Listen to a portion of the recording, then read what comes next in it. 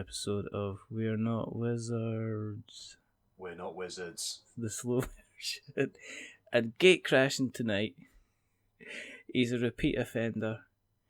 He's kind of slightly medical, you could say, but he's got a big enough personality to take up a room, but he's got small enough in stature so he can fit in your pocket. No, I'm not. It's the rather wonderful, the rather fantastic, the rather consistently successful Mr. Caezar Al-Jassar. Hello, sir. Hello. How are you? I'm fine, thank you. That was a very interesting introduction. Well, it was like tying it into your games, wasn't it? It's like It linking. was. It was linking. It was like segueing. It was smooth.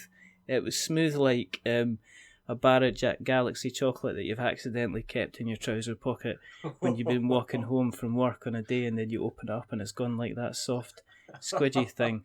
So you have to put it in the fridge to harden up a bit, and it still tastes delicious. That's kind of like you. Okay, I think that's a good thing. I hope. You better hope it's a good thing. Yeah. Well, last time you were on, Yeah. it was. Do you know what? It was actually before Dice Hospital. Was it before? I thought it was after. No. Actually, actually that's a good point, because I just checked our Skype and it was 21st of September we had that call or something. Yeah, something like that. Yeah. Yeah. I think it was just before it all kicked off. I think you were just sitting there kind of getting prepared and getting ready, because I think we'd had the wonderful Peter Blinken had been on, and then it said, I really need to get Caezar on, this is embarrassing. And that was back in the time where I was still trying to set up something with Lewis Shaw, but that didn't happen until like 2 weeks ago, so it's all good. Finally talked to him, excellent. I finally talked to him, and he's such a star. He's such a lovely guy. He's a good lad. But you came, I mean, last time you came back, you did Dice Hospital, and it not only it became a bit of an emergency situation. It became, it didn't go from critical. It was like it did well. I mean, that did bank and that did number, didn't it? I mean, yeah, I had to call in the doctor. How did you feel? I can't do puns as good as you. Sorry. It's just I don't know.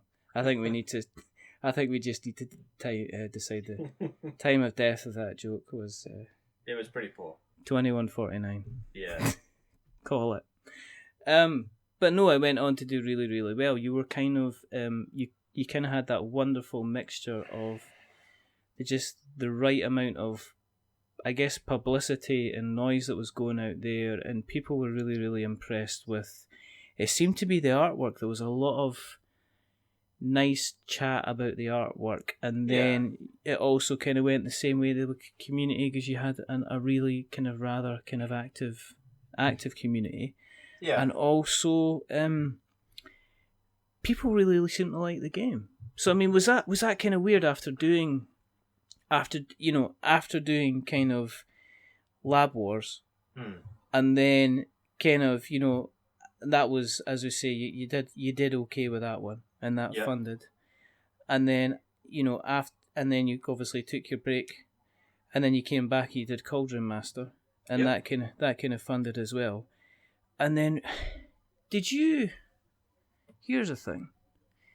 Did you know, or did you have an inkling that this was the one that was going to do kind of really well for you? Was there a kind of a smell about the air, or a taste in the water, or did you feel a bit more springy in your step? I did. And I kind of got that inclination from two things, really. Firstly, when I started posting the front cover and some of the components up on Facebook groups, and the amount of response that we'd get from random people who were on these groups just saying, "Oh my God, that looks great." And what was the other? That was the main one, really. And then the side thing was that we had so many people join the Dice Hospital Facebook group. People were just joining it; they were just finding it somehow. And I mean, today we have something like 1,100 members on it, which is just crazy, just for one game. And yeah, I guess I did have an inkling that it was going to do well, and it kind of hit the middle of where I thought my highest expectations would be and what my lowest expectations would be. I mean, we put so much development work into it. We put a lot of development work into it, into the game itself, the mechanics. Me and Mike spent an awful long time playtesting it, because he in the end became sort of like a lead developer with me to take Stan's original mechanics, and we refined them. But we spent so much time doing it that we just also wanted to make the artwork, the graphic design, everything as best as possible. And it kind of did. I mean, to be honest, where it ended up, I think it was like £160,000, $200,000, was crazy. I think in my most optimistic predictions that would have been amazing, and it came true. And I think it's just testament to the fact that if you try to think about what people want in a game, and listen to people as best as possible, because we did a lot of blind playtesting. We must have had about 100 blind playtesting sessions recorded, on top of our local ones. So did that help? Did you think that helped then? Massive. Do you think that absolutely helped? I mean, because people are still looking for...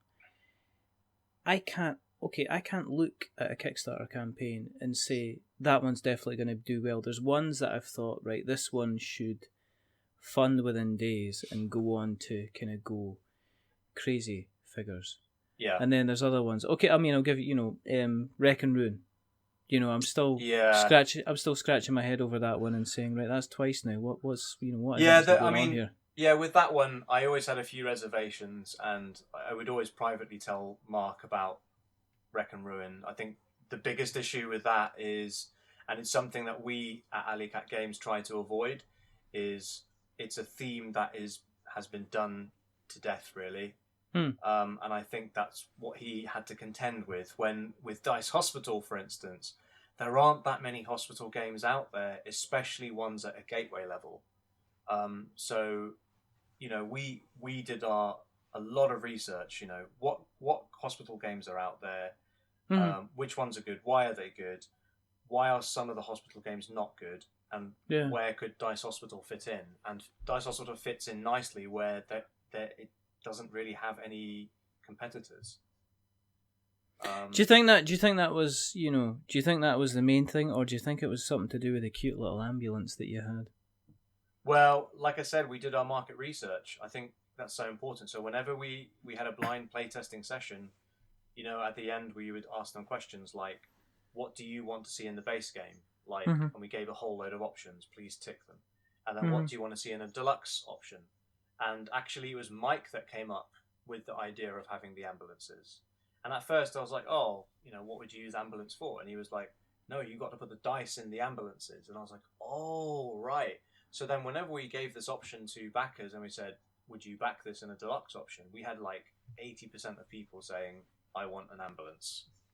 So we had to make that a reality. I think it goes without saying, really. I mean, even if you float the idea of like some kind of little vehicle, because people are going to be driving that about the board. Let's face it. It's going to be cool, and I think I might put something up on BGG saying, every 6 months, whoever sends us in the best ambulance, painting, or I mean, I don't do any of that stuff, but if we see some nicely coloured ambulances, I'll send you a free copy of Dice Hospital. I just want people doing videos where they make noises of ambulances without any, We should have turned that into the first player rule. Whoever can mimic the best siren should be a first player. Have you submitted the rule book? I bet you have already. Yeah. I mean, we've literally just sent off all the files. I mean, we've been going back and forward. We sent off the files earlier this month.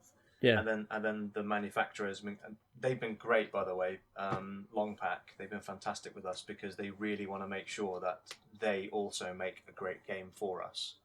So, literally yesterday I had like my 6th shipment from them, simply for quality assurance purposes.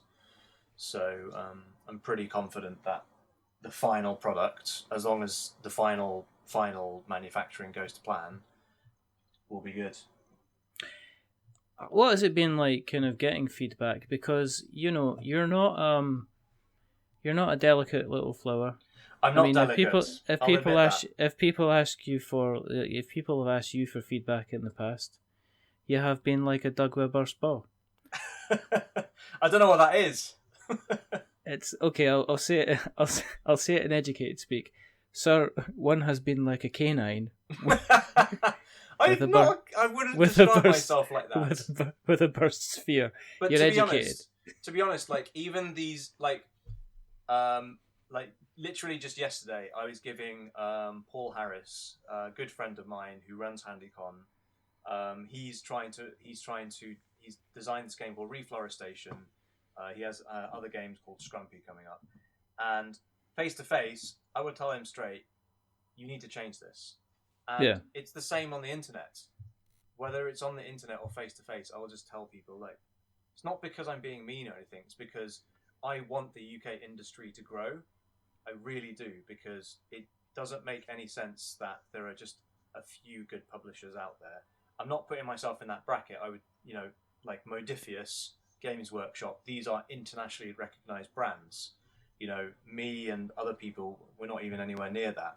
But I want us smaller guys to get to those levels, and to get to those levels, you have to have a certain sense of quality control about your own stuff. And you have to be willing to.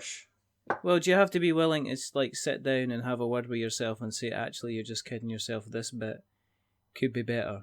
Yeah. And you need to kind of stop, put your hands up, and just say, right, okay, let's step it back and see how we can kind of improve this. Because one of the things we noticed about Dice Hospital is just, I remember you going through the entire process through the UK Kickstarter group saying, what do you think of these dice? What do you think of the... What do you think? You even were going on about the cover art, and got feedback on the cover art and said, people were saying, well, I don't know about the ambulance in the background. If it blends in too much, okay, I'll change this so it kind of stands out later.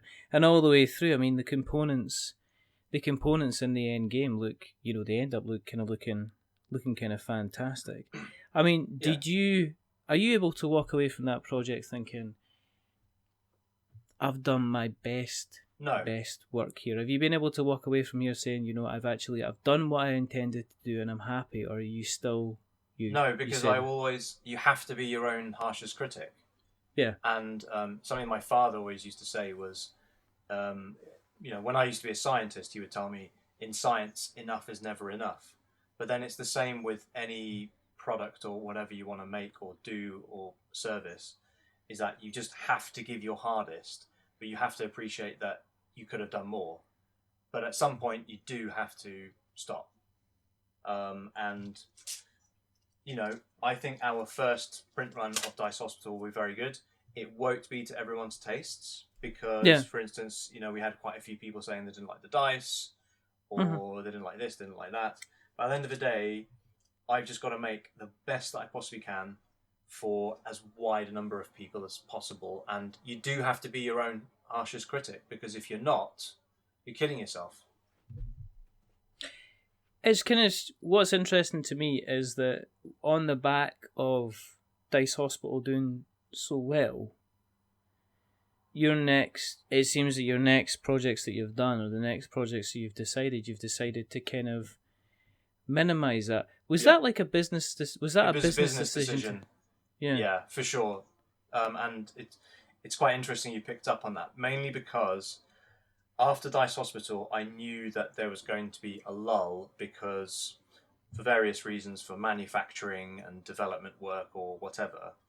But at the same time, I didn't want to do another big project, even though we had some games signed up and we could have developed it.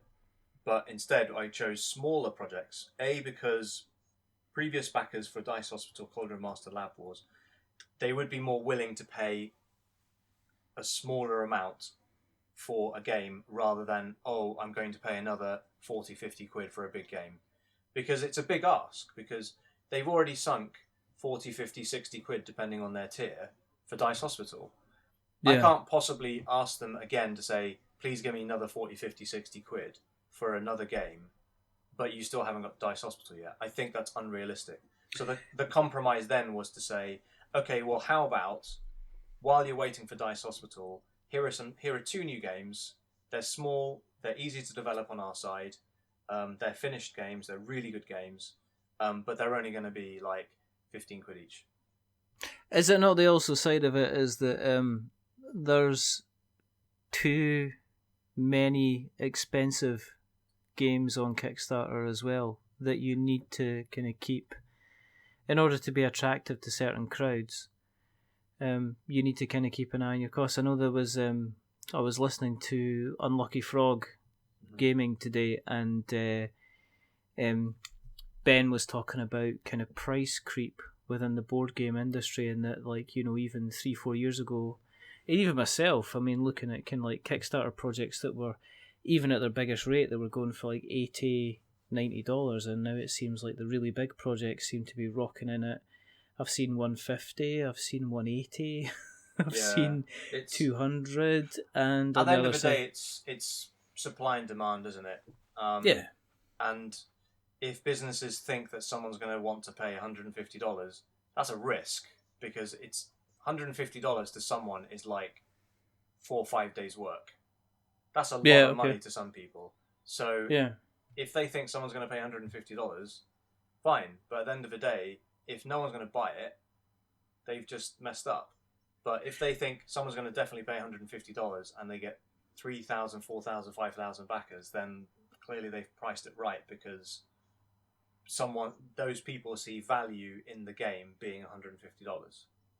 Yeah, you've also got the reputation though in terms of the production side of things, because if you're talking about kind of like, you know, the guys are going to be producing good components, excellent miniatures and stuff like that. I guess the other balance is like, what would you do in terms of a game to bring out another game that you're going to be asking for another 50 quid? From you, I mean, you would have to... Okay, I guess if you look at, say Zombicide, okay, let's talk about that. Yeah. The core fundamentals of the game are primarily kind of be the same. Okay, you're going to get the same kind of artists in. I know that the rules are going to be slightly different for the kind of the latest one, but people are quite happy to get another game in the Zombicide series. They're quite happy to pitch up for a Rising Sun. They're going to be looking at, you know, when God Tier's coming out. You got God Tier and Steamforge. You got the Hellboy game coming out soon from Mantic, and these are all guys that, you know, it's going to be miniatures, it's going to be cardboard, there's going to be chits, and there's going to be dice. Whereas someone like yourself, would there not be more pressure for you to be more creative, to be able to go out and demand another £50 from somewhere, because you're still kind of building up your reputation as well? I think it's also important, you know, with that respect, to think about who your audience is. And I think my audience is becoming a lot more clearer, which is we clearly appeal to light medium gamers, people who will play these sorts of games with their gaming buddies, but they could also play it with their partner, or they could play it with potentially their family as well. So there's a whole breadth. The other thing we want to have is we want our games to be sort of, not all of them, but majority of them to be like gateway level, so that they will have retail presence rather than just sat on a shelf with a huge big box waiting for someone to pick it up.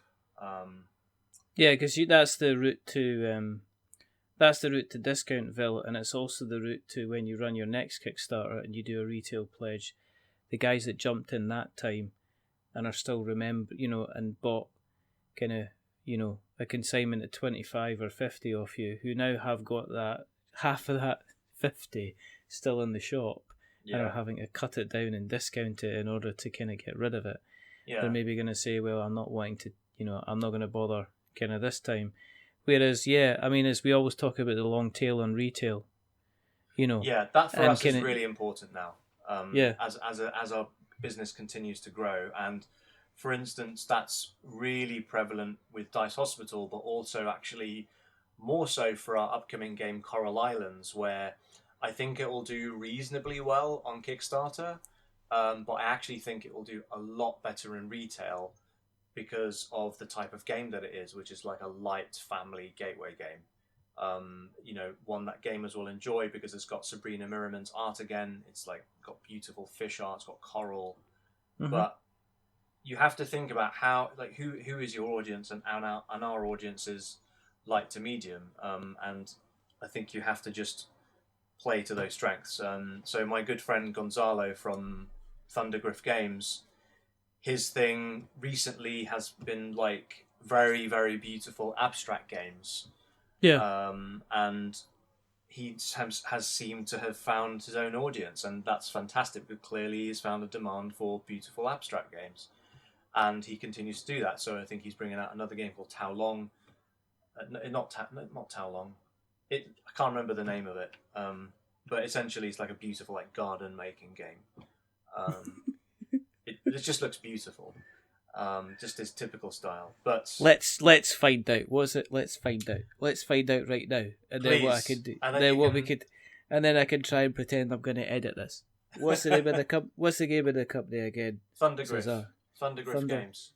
Thundergriff. You should have him on. He's a really nice guy, and actually, he really helps us out. Us guys in the UK. Well, tell you, you make the introduction, and I will find the time to have a chat. Let's just. There we go. Tang Garden. That's it. I've seen this. Yeah, it looks absolutely brilliant.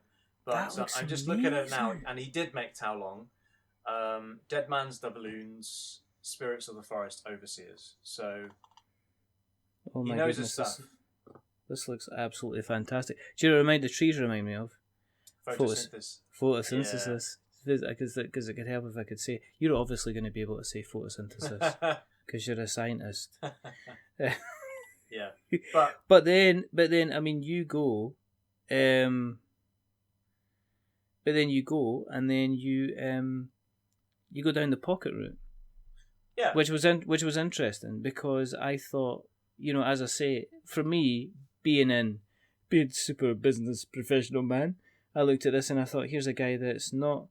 You're not doing like a risk thing, but you see this on Kickstarter as well. You see it like on, say, like Frank. What Frank's doing at the moment. And obviously he's taking the big chunk and he's running with the expansion to City of Kings, but also at the same time he's doing Valorian Gardens as well. Yeah. Hello, Frank. Hello, Frank. Hello, Frank. You lovely, lovely man. He's a good lad. He is a good lad. We like him an awful lot.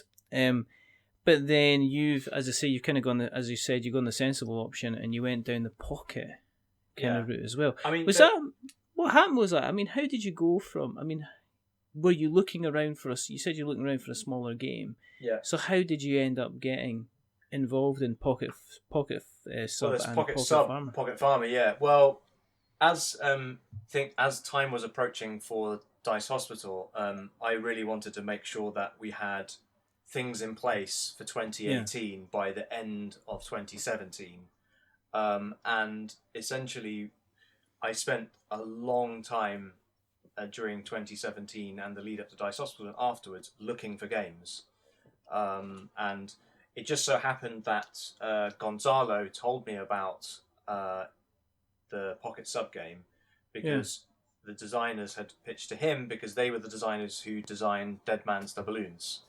Oh, right, okay. Yeah, and he said that he would have taken it on himself, but he had probably he thought he had made too many abstract games for that line, so he was just like, Caezar, do you want to take a closer look at it yourself? So I was like, yeah, okay. And then did it excite you at the time? I mean, were you kind of like, oh yeah, this is going to fill in a treat, this is going to definitely fill a gap, or were you kind of like, well, we'll kind of see, I'm not sure? Well, what happened was that when I came back from Gen Con, I decided as something, like a business development sort of idea, was that I need to get more people to help me out with what games are good and what games aren't good, basically. So to that end, I contacted my good friend Brett Gilbert, and I just said to him, do you want to join up with my company, as a sort of employee type thing, and become a lead developer with me, and essentially your role will be to judge what games are good enough to take on. And as soon as I came back for Gen Con, I think we had 15 games to which interested me enough. And Pocket Sub was one of the ones that he said, yeah, you should sign that up. It's brilliant. And for Brett to say that, and he is actually way more critical than I am, especially when it comes to game mechanics, because he understands game mechanics better than I do. I don't believe that for 1 second. You know that. No, when it comes to game mechanics, he knows his stuff. Okay. When it comes to publishing stuff, that's you. I can be critical there. But that's fine. With game mechanics, that's his territory, which is why I brought him on board, and he's brilliant. And I'm so glad that we work together as a partnership. But essentially, Pocket Sub was one of those games where he was just like, it just needs a few tweaks, and he gave a few tweaks, and it made it a lot better as well. And he was like, that's it, it's done. And it's a really good, neat pocket game. At the time, it was actually a space game. You had like little space rocket ships, and it was actually called Rocket Ship Go. But then we made an editorial decision to turn it into a submarine game because, as I said right at the beginning of this episode, we try to avoid themes that are overdone. And obviously, as you know, there are millions of space games out there, and there was no way that game would have stood out as a space game. So we decided to change it into a submarine game, and it still really works very, very well. Do you have to like a game that you're going to publish? Do you have That's to a really good question. Or do you have to see the potential that other people might like the game from a commercial point of view? You know, I think, for instance, as I say, you're in this space, so you could be looking at, say, Pocket Sub and going, nah, don't see the appeal myself. Try to play it.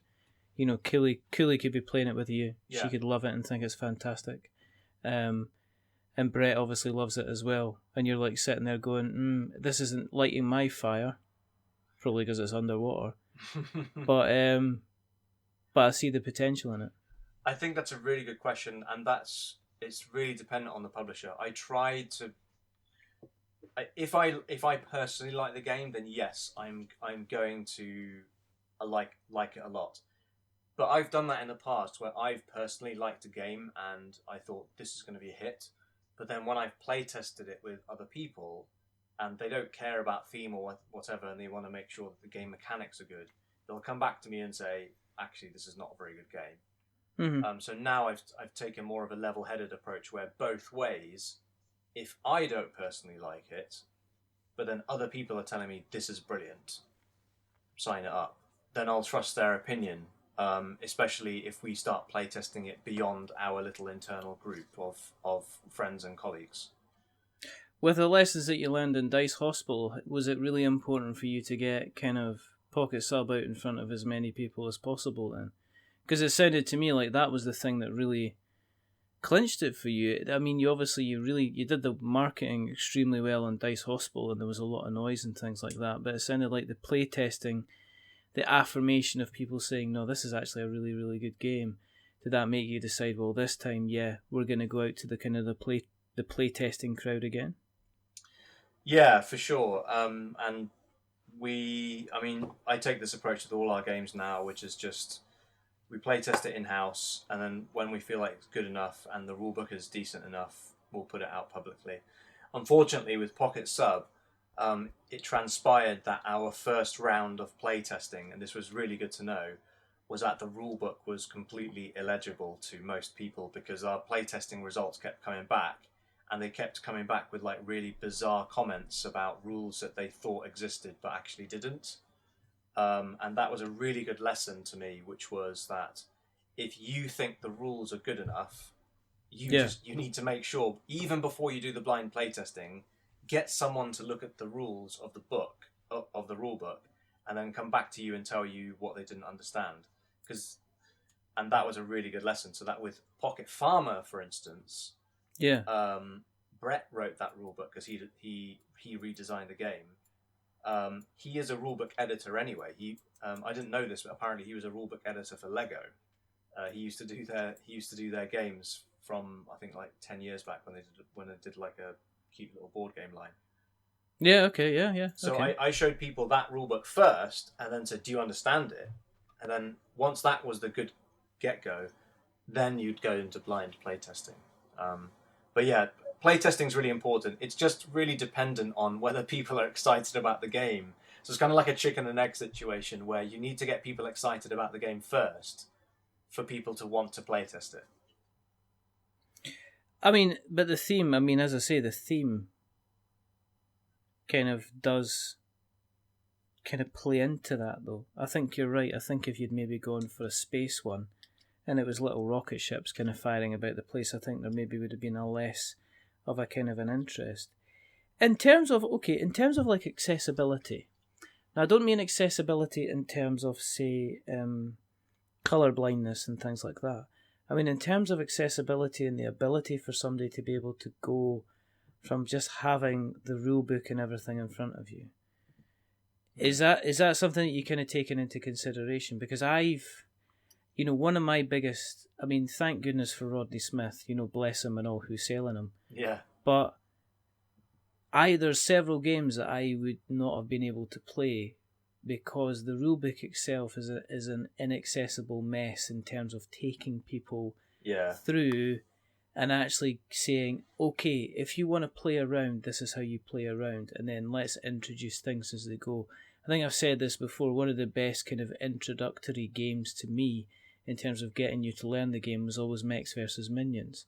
Right. I still kind of, doff my hat to whoever, sat down and decided that was the way that they were going to allow people to kind of learn the rules over several rounds instead of just through kind of a straight kind of first play. So, is that something you take into consideration? Because it's a micro game, it's a pocket game.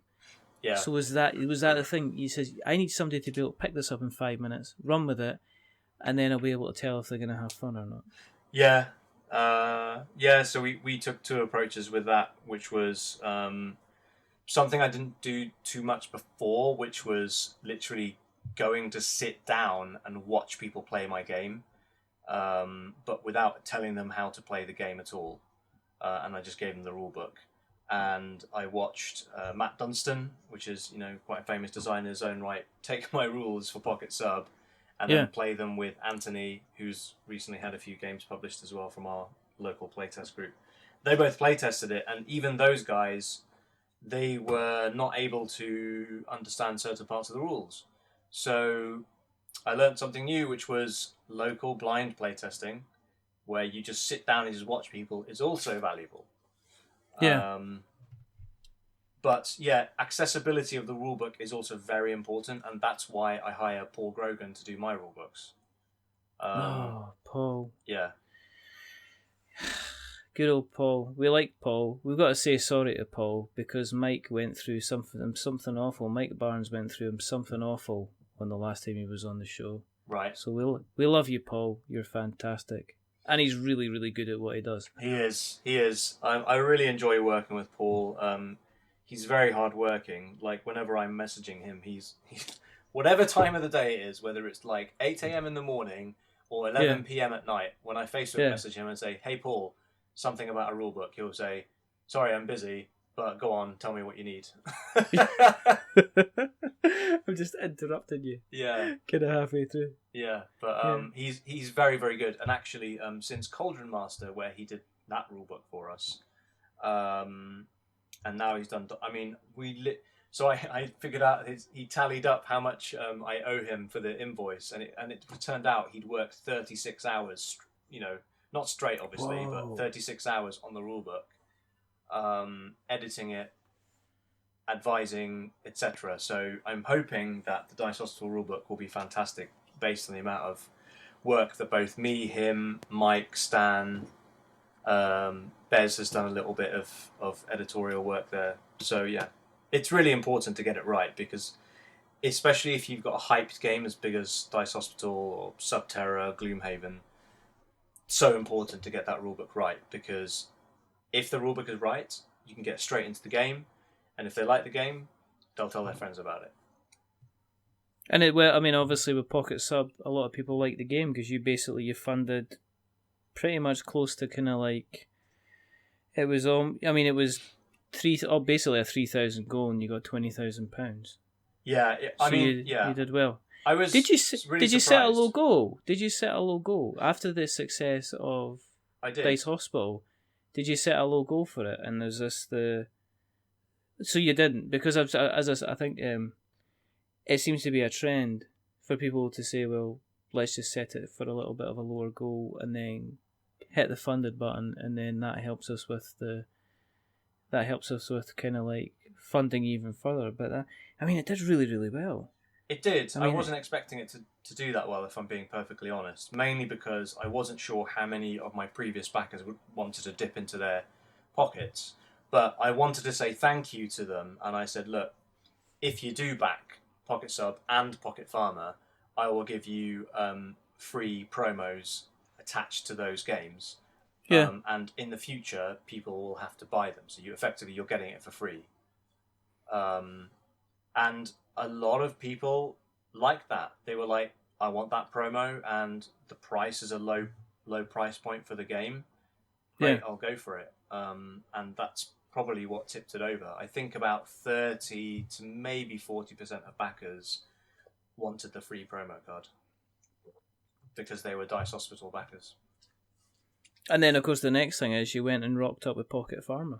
Yeah, and I was pretty clear about it, even from the Dice Hospital campaign. I was like, look, guys, I'm going to be doing 2 small campaigns while, we've sent off the manufacturing files to the manufacturer. So, rather than twiddling our thumbs, we've got these 2 great games. Let's put them on Kickstarter. And people responded really positively. Obviously, there's going to be a lot of backers which are going to be like, I've backed you once and I don't want to back you again. And that is totally understandable. It wasn't really reflected, though, because, you still did 20k on like a $4,000 target. So you still got, 5 times what the needed target was for the project. So it still sounded like a lot of people still rocked up. If you do the numbers, I think about 300 or 400 people, something like that, wanted the promo card for each Pocket Sub and Pocket Pharma. Maybe a little bit less. But if you compare that as a percentage of how many people actually back Dice Hospital, that's not very high. So, that's, 20% of Dice Hospital backers or something? Maybe even less, like maybe 10%. So, but in all fairness, considering that Pocket Sub is a very small abstract game and it's kind of like a war game, it's completely different to Dice Hospital. So to even get 10% of Dice Hospital backers and they haven't received Dice Hospital yet was really pleasing to see, and it just goes to show that a lot of people have a lot of faith in us, and that's really nice. I think for me that was the most nice thing to see, was that people have faith in us, and I really like that. Yeah, it's building the brand and kind of like building the, building the trust, so that when somebody sees a game. But I guess you've also got the kind of the risk level as well, because, Pocket Pharma was only £14. Yep. That's a really Pocket Sub was only 11. Yeah, both really, really nice prices. It's a kind of again, it's one of these things where you see nowadays a lot of Kickstarter entry levels on the bigger projects to say, well, if you give us a tenner, you'll get a lot of digital stuff. So for you to be saying, well, if you give us £14, you get the entire game. Yeah, that's a very, very attractive thing. And I think also people like the micro games, and not the micro, but the smaller games, the ones they know that they're definitely going to play, the ones that they know they're definitely going to get to the table as well. I think that's a big consideration. I think if you look at Jelly Bean games, Peter Hayward? His speciality is doing these small, beautiful, almost micro games. But I have noticed that as his campaigns have been going on, less people have been backing his campaigns, not because of the quality of his games. His games are good, but I'm thinking that Kickstarter backers are getting a little bit tired of these smaller games, because obviously, all of us have maybe, at least 5, 6, 7 of these smaller games. So I was always worried that maybe the pocket range from us wouldn't do that well. But clearly, for some reason, they did. I can't put my finger on it, but I think it's just a combination of trust. They know that Dice Hospital is going to be good. Brett Gilbert is now our lead developer, so he's obviously a very good designer.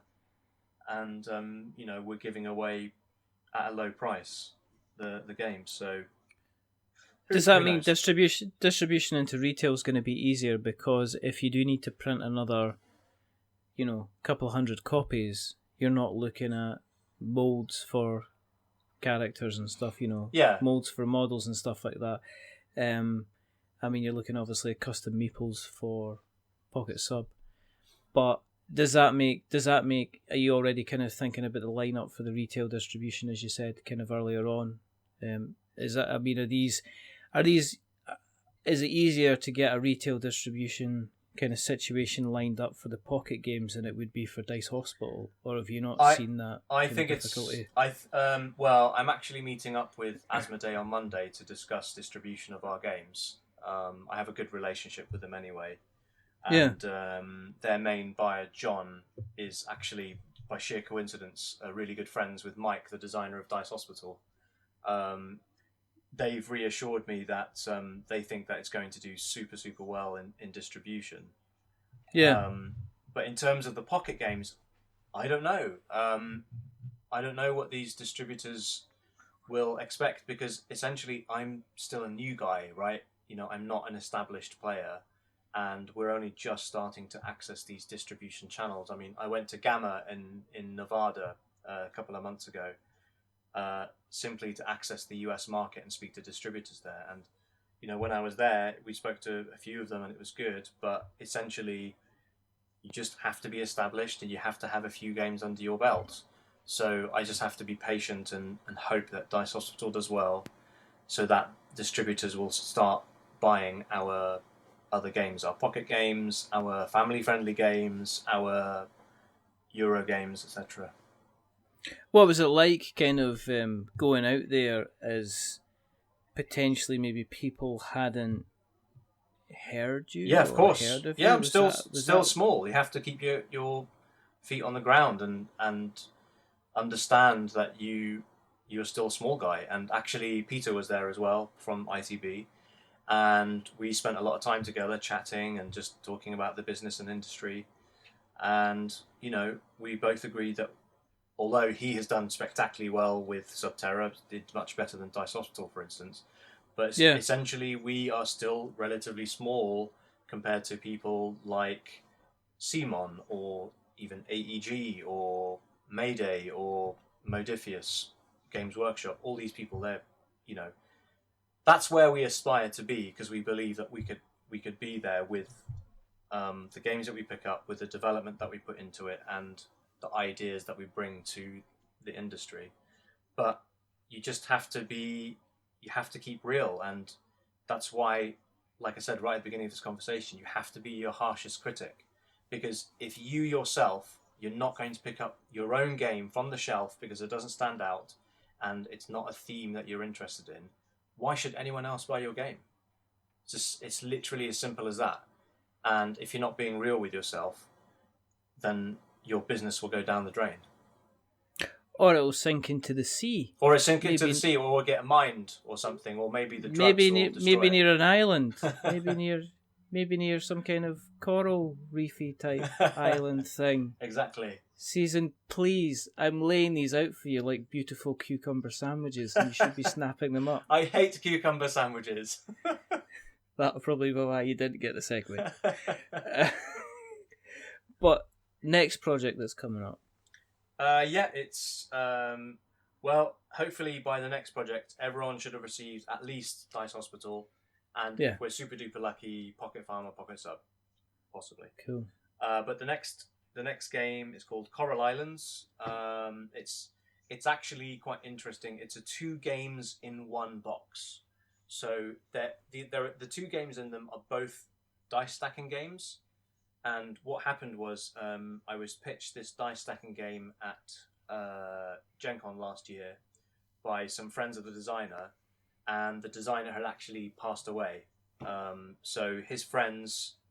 oh my goodness. Yeah, so his friends, they're Black Straw Games. They're the guys that were behind Spy Club. So Sarah Graybill and John Schulters, and Johnny as well, I forget his surname, Caitlin, I think. Yeah. They showed me Rohan's game, And at first, it was basically a science-themed cube stacker. And I was like, "Ooh, a science game!" Because obviously, you like your we like science. science games, right? Yeah. And they were like, "Take it away. Tell us what you think." And I showed Brett, and I'm not even kidding. After we finished the game, Brett was like, "Sign that up. It's finished." I've never heard Brett say that. Like, all he said was, "The only thing you need to do to it is you need to add more dice to make it." That's literally what he said, because you need to. He said it was something to do with the balancing. I can't remember exactly. Yeah. So I was like, "Wow!" And he was like, "This is a game that I would play with my friends," and blah blah blah. So I was like, "Great, that's it." Then my problem was that we sat on that for a while we were developing Dice Hospital and preparing Pocket Sub, because obviously this was going to be a mid 2018 game. Yeah. Another designer pitched me his game via Instagram. He just showed me a picture of these beautiful translucent dice stacked on top of one another, and he called it Coral. So I was like, "Ooh, can I try that?" So he sent me the rules of it, and it was really, really good. It did need a bit of development. There were a few balancing issues and stuff, but we were like, "Let's sign this up." And then we had this conundrum. It was like, "Hang on a sec, we can't have 2 dice stacking games. This is ridiculous." So I contacted both Rohan's family, which are the guardians of his game, and Richard, who made Coral, and I said, "Look, this is the situation. I like both of your games, but how would you feel if I put them all into one box and we just use the same components?" Because the problem was that Richard's game and Rohan's game, to sell them at a price that I felt was feasible, considering that both needed a lot of dice, there was no way to make a decent enough margin. But I thought, if we have 2 games in one, then it makes it a much more interesting proposition.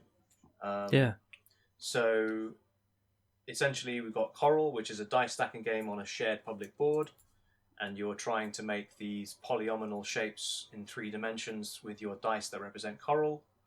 And then we have Islands, so we decided to change the theme from Rohan's science game to an island theme game, where essentially you are using it's kind of an interesting kind of drafting mechanic where you draw 3 cards that are played above specialist cards, and the specialist cards have sort of rule breaking rules to them.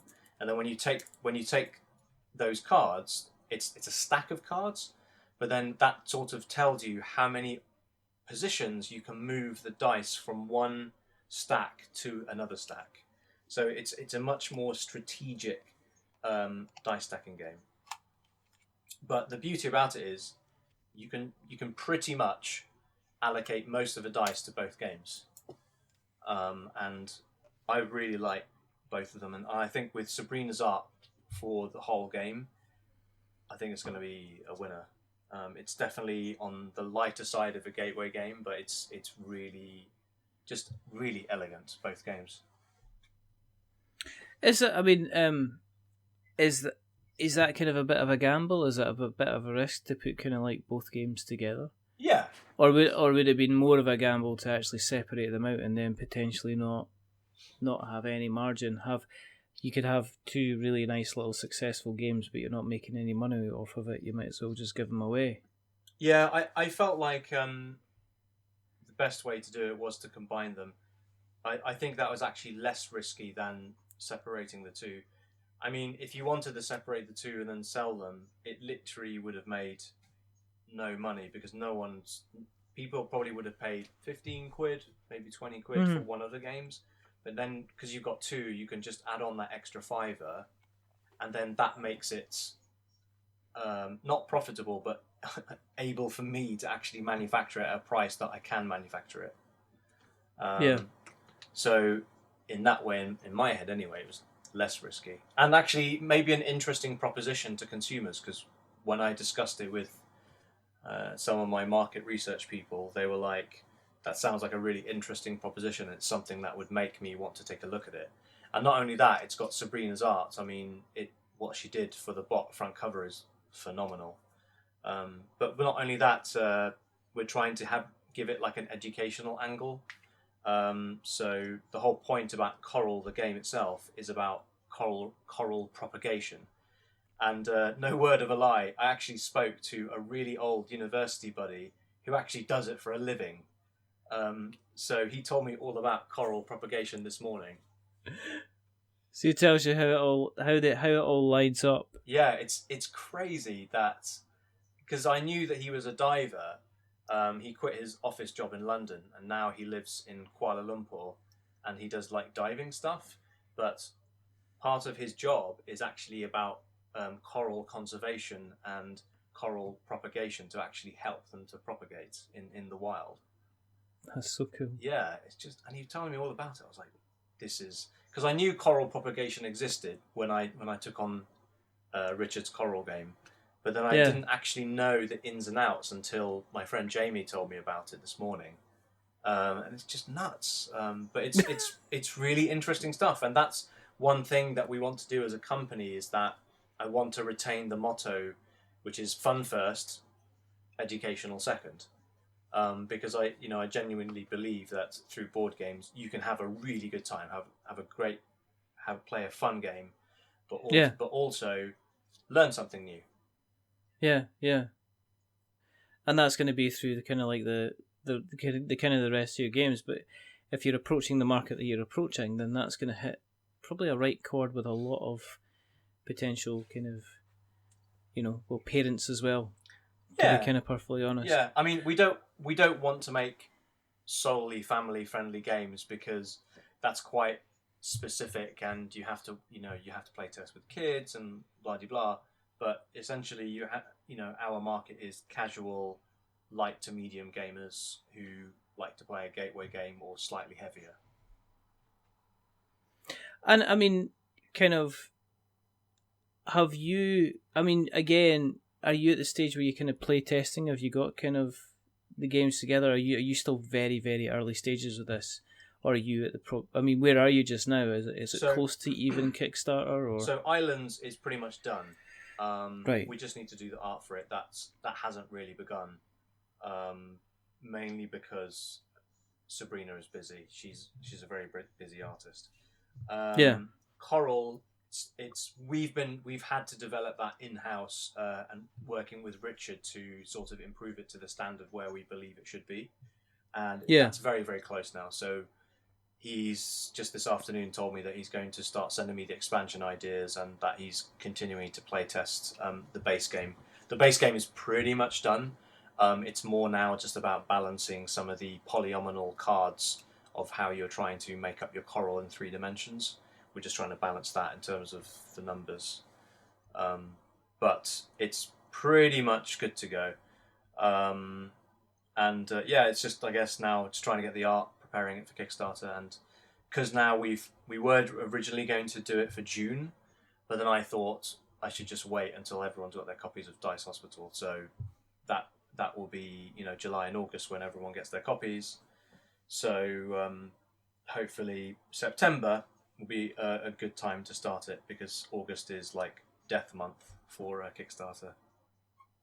Yeah, it's kind of strange. I know a couple of folk last year that kind of just went, "Oh, yep, you're releasing in August." Yeah, and it's like, yeah, it can work. Right. It can work, and yeah. I'm not saying you'll fail, but I'm just saying that if a large portion of your backers are going to be on holiday or visiting family or not accessing the internet, why would you cut off 20-30% of your market when you could just wait a month or 2 months, and then they'll be back on it and they'll be like, "Oh, I want to back that." I mean, in terms of you actually playing the game, I mean, are you looking on this from a sense of fun? I mean, have you sat down, thoroughly enjoyed Coral, thoroughly enjoyed Islands? Yeah. Or are you still slipping back into the kind of, I need to be focusing on the business aspect of this? I mean, is it difficult to... It is difficult because obviously with games, when you sign them up, you do need to do a lot of development, and that means that even though the designer may have done hours or days worth of playtesting, you still need to do your due diligence and make sure that you try to break the game on your end. And that's why I'd go to the Cambridge playtest group, or I'll test it with Bez, or I'll test it with Brett. Test it with David Turksey, he works for us now, and etc. So it's, if you're going to be playtesting a game often enough, you'll start thinking, this is annoying. But, that's with any game. But when it comes to an idea that comes out of it and you go, because we actually came up with a polyominoal idea of actually turning Coral from just a simple dice stacking game to actually trying to form actual shapes. When you create little development ideas like that, which make the game significantly better, you think to yourself, wow, this is awesome. We took a really good game and now we've made it even better. So it's those little eureka moments that really make it worth doing. And you keep on mentioning the B word. What's that? The Bez. Yes. And she kind of... What's her place in this? She's my project manager. She's my developer. She is a master of all, and I am a master of none. So Bez comes to work in my office every Wednesday, and we will sit down and we'll discuss what ACG's been doing, and then I'll say to Bez, this is what needs to be done. She'll give her opinion on things. I'll listen. I'll take it on board, and we'll come to an agreement about what she should be doing. And actually, she's been fantastic because she brings on board this extra sense of experience, and she always comes at things from a different angle than I do. And although technically I'm still the boss, I very much see Bez as a partner in the projects that she's handling. So she has been developing Pocket Sub, the rulebook, developing and nurturing the relationship with the manufacturer for it, like how big should the box be? What about the tokens? What about the expansions? How do they fit in all this? So, and I think she's very much enjoyed that, and it's been really great having her on board. It's a sense of fun. It is. She has an ability to kind of like take the most random thing that you could possibly imagine, and then gets a marker pen and draws like 3 lines on it, and the next thing you know, you've got a fully fledged game where people are shouting at each other about cats. Yeah. It's just this kind of rampant imagination that goes like to the moon and back, and then comes back saying, "Oh, I got some stardust while I was on my trip to the moon. Here you go." And you're just like, how do you do that? Yeah. Because I know people that they spend months and years kind of putting game ideas and everything like that together, and she just seems to have an ability just to say, I know how to take what you've got and kind of extract the fun out of it as well. Yeah. Which is always a glorious it's always a glorious thing to see somebody with that ability to you hand them a bag of meeples and a couple of pieces of paper, and they come back to you and say, look, I've invented meeple pyramids games. It's going to be amazing. That sounds like a great game. Let me sign that up. But it's going to be a fantastic game. In all seriousness, though, she is a perfectionist. And and like I wouldn't call myself a perfectionist. And then I met Bez, and she came to work for us. And I just thought to myself, wow, I need to up my game. Mainly because she was like, have you thought about this? Have you thought about that? And I was like, no, I haven't thought about that, actually. And I was like, wow, I need to sort that out. So, but it's the commitment as well. Yeah. You can tell that, there's 17 points during the process where everybody else would hold up their hands and stop. And Bez just keeps going on through it and says, okay, I've reached number 15, I've got 2 more to go, but they're the most difficult ones, but I'm going to go ahead and do it anyway, regardless. Yeah. And do you know what? I'm not being funny, but if somebody was out there with a really big budget, I would love to see what Bez would do on a huge budget, where you just put them in a room and said, okay, here's X amount of thousands of pounds, what are you going to do with it? And just to see what she would create. I think that's why she wanted to join up. I think because she knows that our budget is bigger than hers. Obviously, she literally operates on a shoestring budget. Yeah. And that's what makes it interesting, is that she can make something amazing out of nothing. And I think that's why also she wanted to work for us, to see how far could she go with her development skills to make something with a big budget. Yeah. And it's just been great having her on board. So Coral Islands, yeah, potentially a couple of months away. I mean, where are you in terms of your publicity with it? I mean, we've just started publicising that. So, and actually, there's going to be Chocolate Factory as well after that. That we expect to be our biggest hit this year.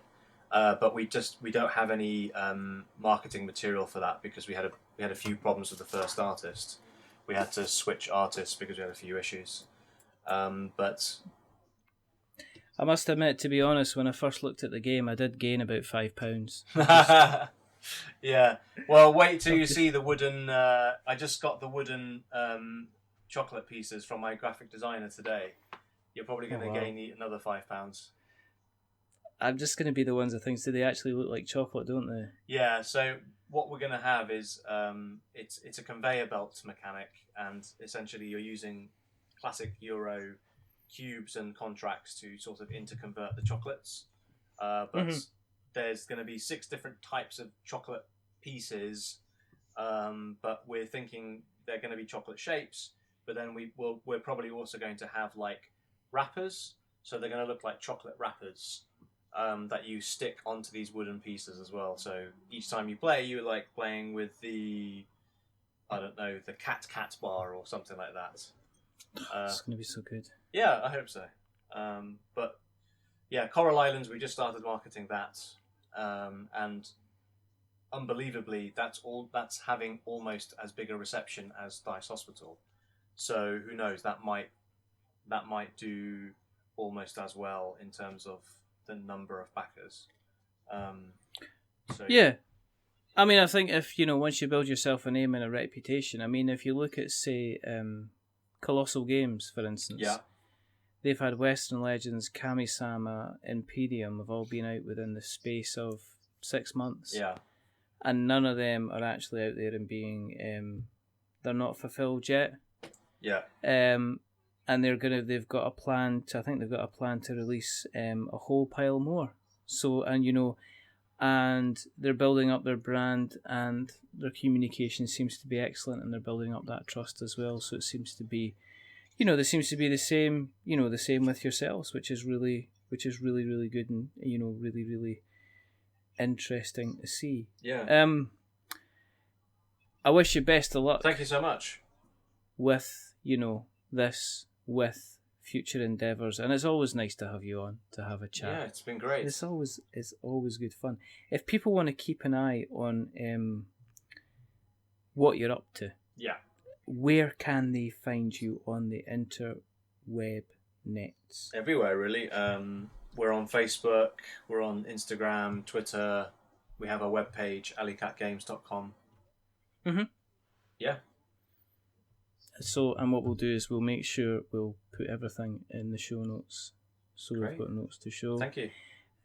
And when the Kickstarter goes live on Coral, and I'm assuming you're going to Kickstarter as well. Yeah, I mean, actually, we didn't touch upon it, but there are a few games that are going straight to Essen as well. So we're actually going to have, I think, 2 games at Essen that will not be Kickstarted. Oh, that is interesting. Yeah. So you're, as I say, this is the Are you moving away from the reliance on the kind of the Kickstarter model? No, it's just because it's a funny co-publishing deal that I'm doing with these two games. But until I've actually got the contract signed and everyone is on board, I can't release that information yet. But it's quite an exciting project that quite a few people sort of know about it, but they don't know when it's coming out. So I'm sort of involved with it. But until it comes out, I have to keep my lips quiet. So thank you for promising that and then delivering absolutely nothing. Caezar. Yeah, come to our stand at Essen and then you'll see what we're selling. Don't. Yes, dude. Because he's not telling me any of his secrets and it's not fair. If you want to keep an eye on what we're up to, go to internet webs, go to Google's, type in We're Not Wizards. You will find us on all places. I mean, just it's like if you go outside and chuck a brick, you'll probably hit something that we're involved in. To be perfectly honest, you will find us on, Twitter and Facebook, and we're also on Instagram, which we're still trying to figure out how to really post the really nice pictures. You can find us on YouTube because Podbean, our podcast hosts, automatically put all our episodes out there as well. We're on all the little podcast catchers. Well, we're on Spotify. Wow, really? Still. Yeah. I didn't know that. What do you mean, really? Why are you saying I didn't know you were on surprised? Spotify. I know you're on Podbean because that's how I listen to your shows. Yeah, thank you very much. But yeah, we're on Spotify. I think everybody's going on Spotify. It's just one of these things. It's a trend or a fashion or something like that. But we're on places like Acast and Stitcher and Spreaker and Podknife and anywhere else you might find your podcast. Player FM, I think we're on there as well. Just everywhere. We're also on Apple Podcasts, and as we say, if you like what you've listened to tonight, then please consider dropping us a subscription. We have more listeners in America than we do in the UK, so howdy. Howdy, y'all partner. Y'all come back now, you hear? With our terrible American accents. And by that, I'm sure they can mock us with our British accents. Our British, a good old British accent. Yeah. Now remember, if you are liking us and you are on Apple Podcasts and you are going to give us a rating or review, remember to don't give us 10 stars, because that makes us rather arrogant and big-headed. Don't give us 1 star, because that does make Mama cry. But give us something in the middle, like a 5, because it's average, and we are decidedly average. Oh my goodness. But the person who's not been average, he's the rather wonderful, he's the rather amazing, he's the consistently successful Mr. Caezar Al-Jassar. Thank you. Thank you very, very much for coming back on. Thanks very much for having me. And I wish you all the success with all these lovely little projects coming out and for the rest of 2018. There's only 2 more things to do. The first thing is to remember that we are many things, but we're not wizards. Are we wizards, Caezar? No, you're definitely not. Definitely not. And the second thing is to say goodbye. So, it's goodbye. It's goodbye from him. Goodbye. And it's a goodbye from me. Remember, stay safe, roll 6s. And, you might have been underwater. You might have been in hospital. You might even been a bit pharmaceutical. You might have been involved in a cauldron. You might have been involved in a lab war. But if you want to get nice and gentle and relaxed and feel the sunshine in the next couple of months, you'll be able to get involved in the Coral Islands and then stuff your face, hopefully, with some chocolate. But until the next time, goodbye.